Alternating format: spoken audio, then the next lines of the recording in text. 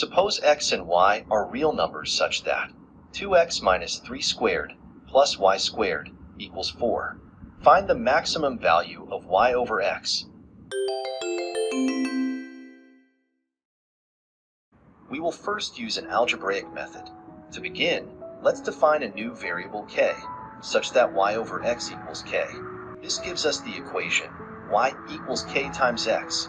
Now, substitute y equals k times x into the given equation. The equation becomes. Next, expand the equation. We get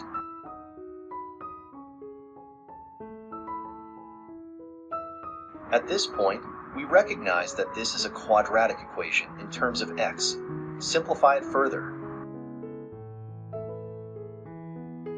We now have a quadratic equation. To ensure that real solutions exist for x, we check the discriminant.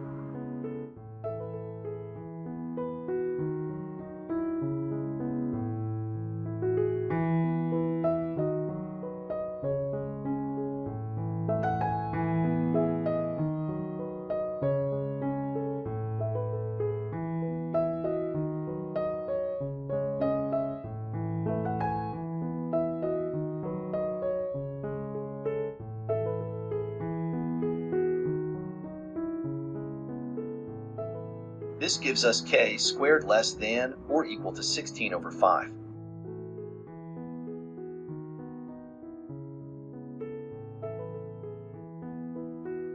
Thus, the maximum value of k is 4 divided by the square root of 5.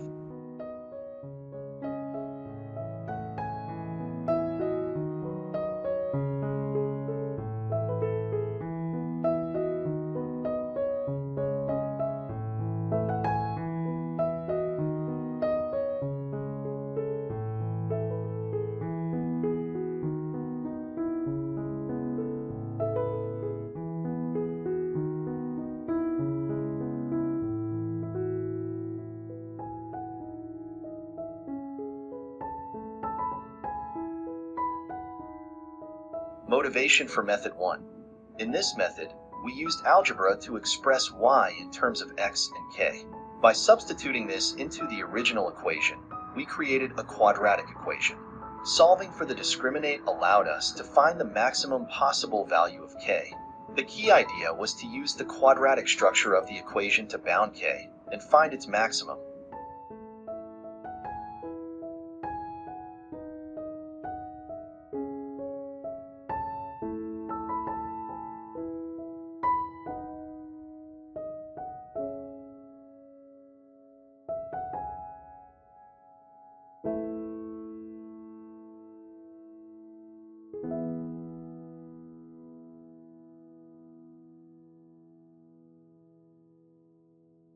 Method 2. Using Cauchy-Schwarz inequality. Now, let's solve the same problem using a well-known inequality, the Cauchy-Schwarz inequality. This will provide an alternative approach to finding the maximum value of y divided by x. We again start by letting y over x equal k. Now recall the given equation. 2x minus 3 squared plus y squared equals 4. We apply the Cauchy-Schwarz inequality. The inequality tells us that k squared plus negative 2 squared times 2x minus 3 squared plus y squared is greater than or equal to 2x minus 3 times k minus 2 times y squared. Simplifying the left-hand side, we have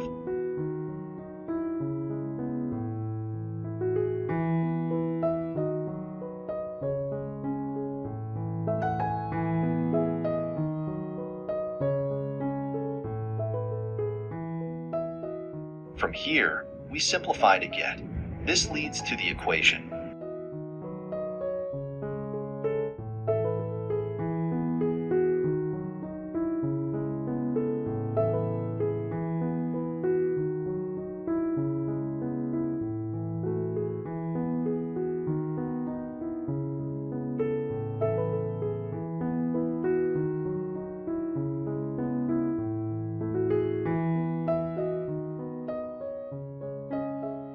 Thus, we find again that the maximum value of k is 4 divided by the square root of 5.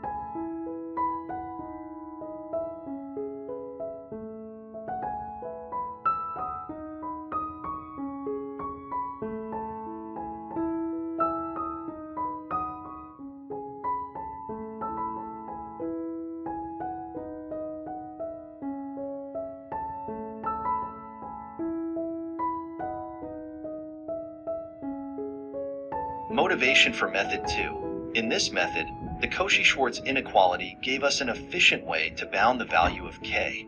This approach leverages the power of inequalities to optimize the expression, providing the same result as the algebraic method, but with a different conceptual approach. I hope this problem helped you understand how different methods can be used to approach the same problem. If you enjoyed this video, be sure to subscribe for more math problem solving content.